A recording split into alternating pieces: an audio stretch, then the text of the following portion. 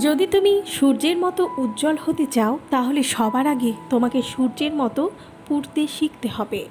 জীবনে কঠিন সব বাধা আসবে বা আসে তোমায় ধ্বংস করতে না, বরং তোমার ভেতরের লুকিয়ে থাকা শক্তিকে অনুধাবন করাতে।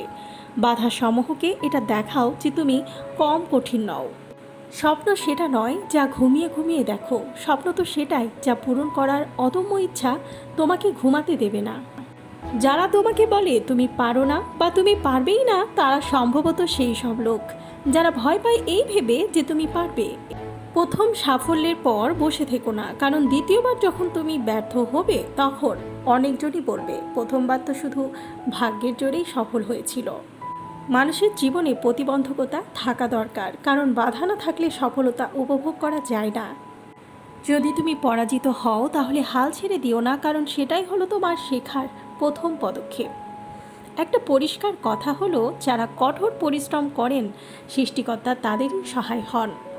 কাউকে হারিয়ে দেওয়া খুব সহজ হলেও কাউকে জয় করা খুবই শক্ত। আমাদের সবার দক্ষতা সমান নয় ঠিকই, তবে আমাদের সবার কাছে সেই দক্ষতাকে আরও বাড়ানোর সমান সুযোগ থাকে। প্রতিদিন সকালবেলা নিজেকে এই কথা বলবে, আমি সেরা, আমি নিশ্চয়ই পারবো, সৃষ্টিকর্তা সর্বদা আমার সাথে আছেন। আজকের এই দিনটা শুধু আমার, আমি জয়ী। যখন বৃষ্টি শুরু হয় তখন সব পাখিরা কোথাও না কোথাও আশ্রয় খোঁজে, কিন্তু ঈগল বৃষ্টিকে এড়িয়ে যায় মেঘের উপর উড়ে গিয়ে। উপরে উঠতে গেলে অনেক শক্তির দরকার, সেটা মাউন্ট এভারেস্টই হোক বা আপনার পেশা। যদি কোনো প্রশ্নের উত্তর খুঁজে পাচ্ছ না তাহলে চিন্তিত হও না। নো শব্দের মানে হচ্ছে নেক্সট অপরচুনিটি, অর্থাৎ পরবর্তী সুযোগ। শ্রেষ্ঠত্ব হলো একটা চলমান প্রক্রিয়া, কোনো দুর্ঘটনা নয়। আকাশের দিকে তাকিয়ে দেখো, আমরা কিন্তু একা নই, সমগ্র ব্রহ্মাণ্ড আমাদের প্রতি বন্ধুসুলভ। আর যারা স্বপ্ন দেখে এবং যারা পরিশ্রম করে তাদেরকে প্রতিদান দেওয়ার জন্য এই বিশ্ব ষড়যন্ত্র করে চলে। যতদিন না স্বপ্নটা সত্যি হচ্ছে ততদিন আপনাকে স্বপ্ন দেখে যেতে হবে।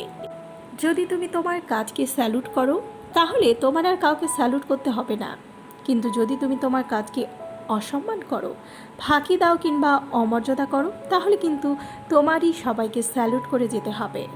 তরুণ প্রজন্মের কাছে আমার বার্তা হলো, তাদের ভিন্নভাবে চিন্তা করার সাহস রাখতে হবে, তাদের মনের মধ্যে আবিষ্কারের তাড়না রাখতে হবে, নিজের সমস্যাকে নিজে মেটাবার মানসিকতা রাখতে হবে।